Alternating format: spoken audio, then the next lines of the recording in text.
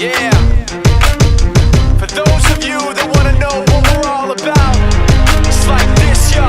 This is 10% luck, 20% skill, 15% concentrated power of will, 5% pleasure, 50% pain, and 100% reason to remember the name.